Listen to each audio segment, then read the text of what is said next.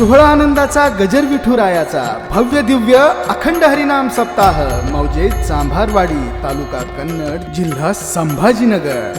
प्रेक्षेपण आपल्या आवडत्या मराठी हॉटस्पॉटवर.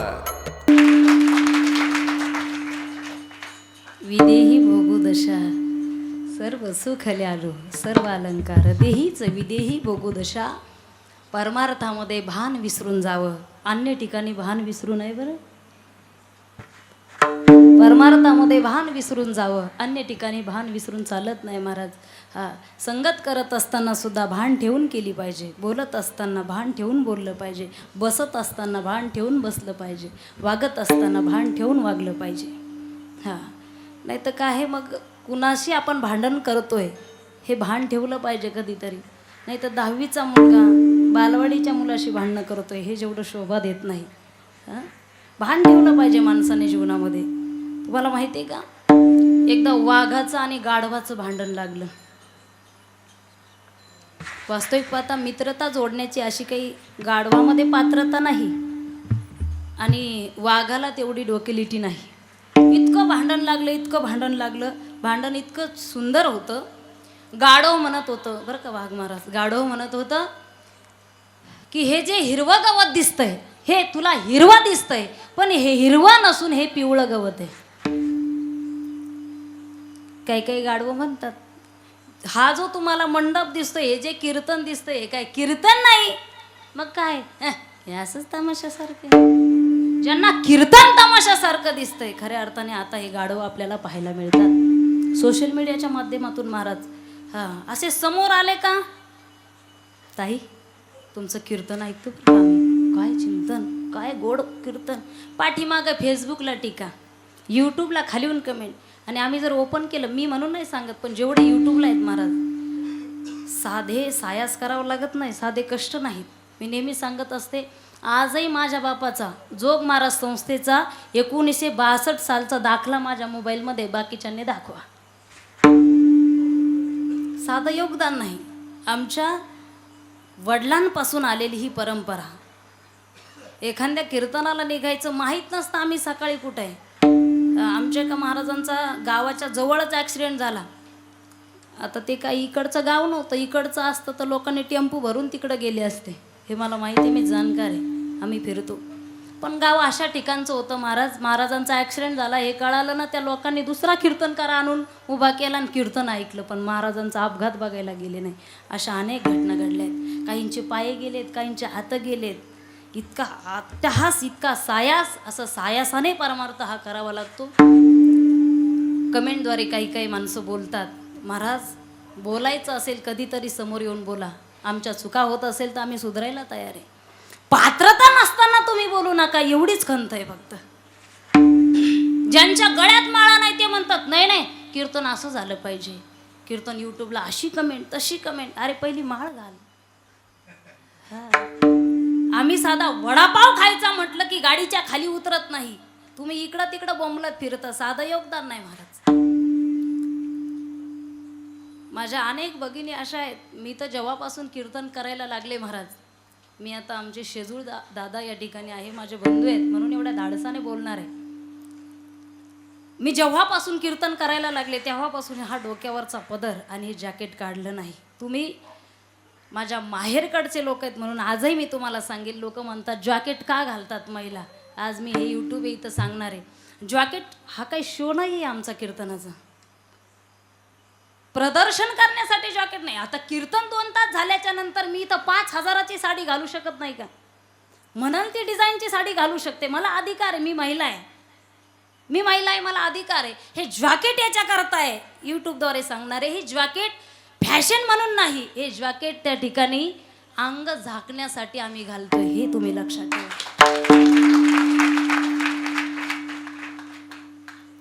बाकीच्या बायका खाली बसून कंबर त्यांची झाकत असेल, खऱ्या अर्थाने लक्ष तिकडं जात असतं म्हणून हे जॅकेट आम्ही घालतो महाराज. तुम्ही आम्हाला आई वडिलांच्या नजरेने पहा, तुम्हाला काही वाईट दिसणार नाही. तुम्ही भावाच्या रूपाने पहा, तुम्हाला वाईट दिसणार नाही. मला पात्रता सांगायची, ज्याची पात्रता नाहीये, ज्याची योग्यता नाहीये, त्यांनी वारकरी संप्रदायाविषयी बोलू नये.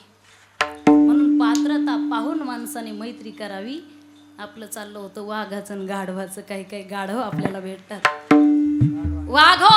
वाघोबा म्हणत होता,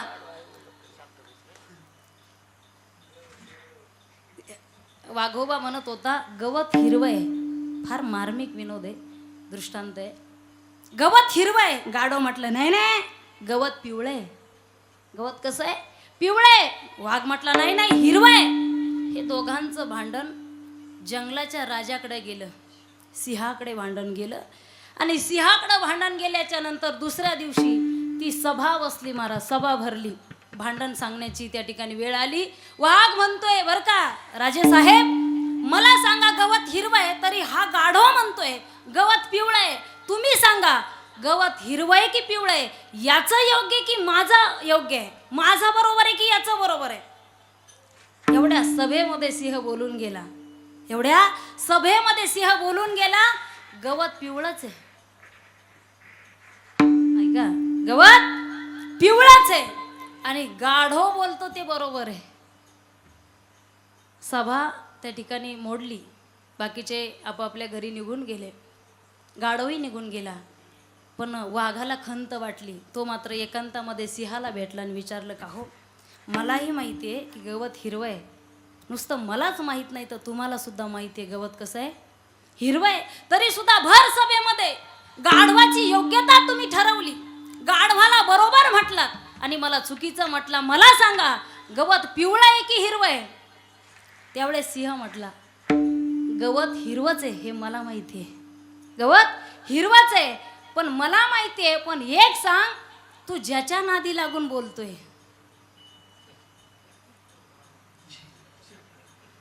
तुला चुकीचं का ठरवलं? अरे ज्याच्या नादी लागून तू भांडतोय, एवढी मोठी सभा बसवली, हे तुझ्या लक्षात असू दे की हा गाढव आहे.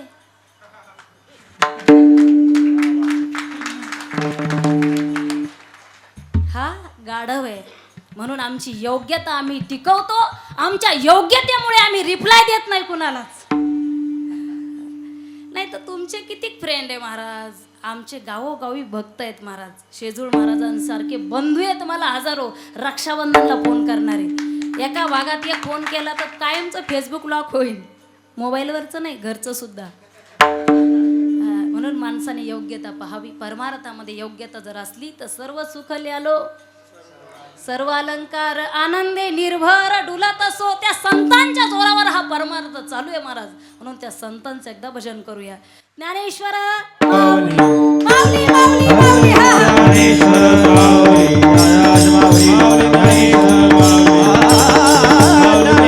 माऊली ज्ञानेश्वर माऊली ज्ञानेश्वर माऊली.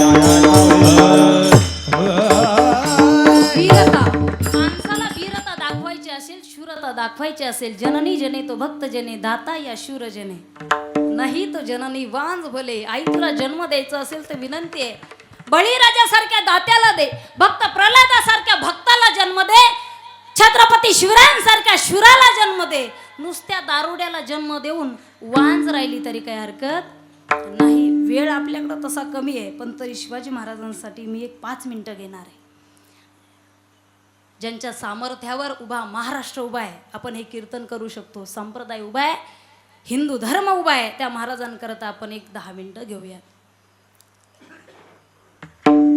बालराजे शिवाजी महाराज पाळण्यामध्ये झोपलेले आहेत.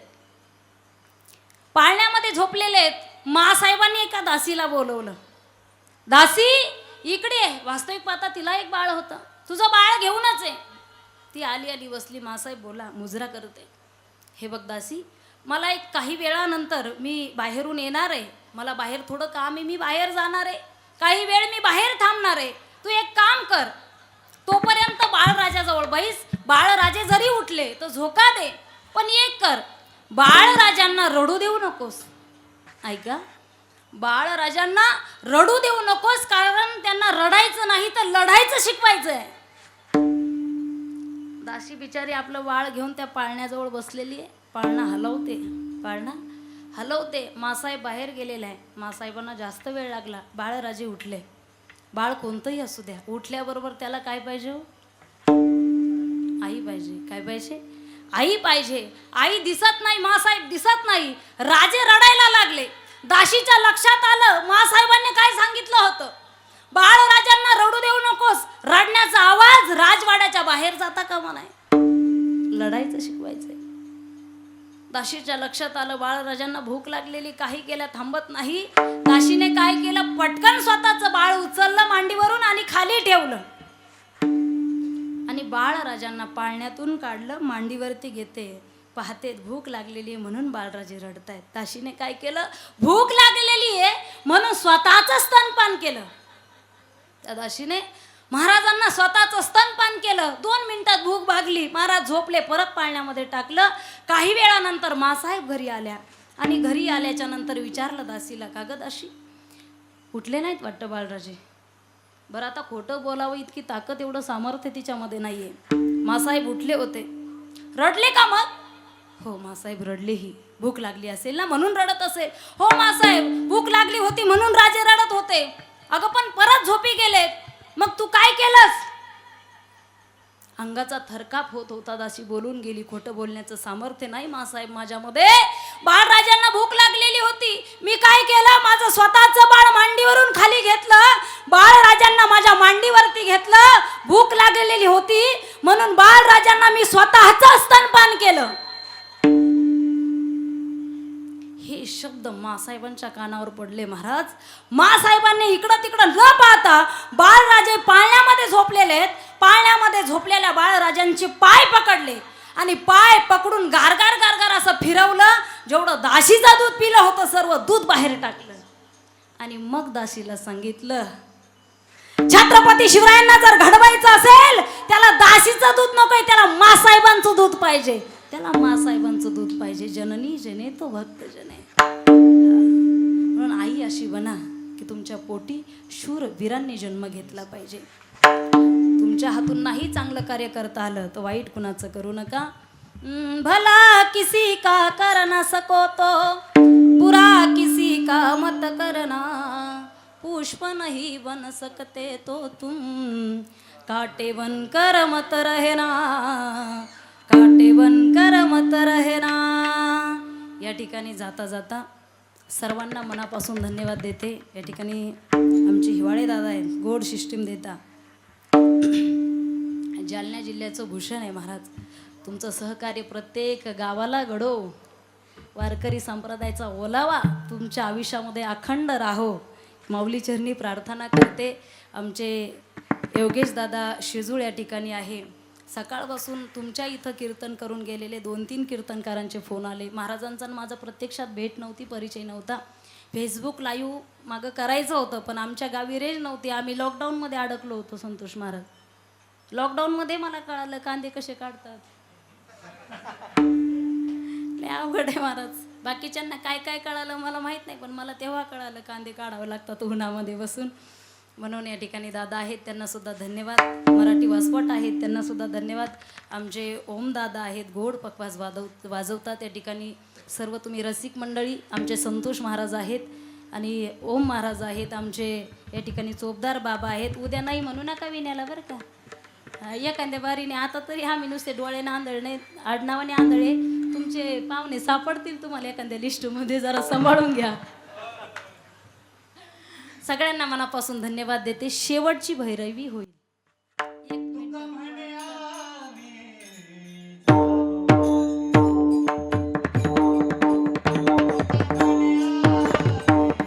सोहळा आनंदाचा गजर विठुरायाचा भव्य दिव्य अखंड हरिनाम सप्ताह मौजे चांभारवाडी, तालुका कन्नड, जिल्हा संभाजीनगर. प्रेक्षेपण आपल्या आवडत्या मराठी हॉटस्पॉटवर.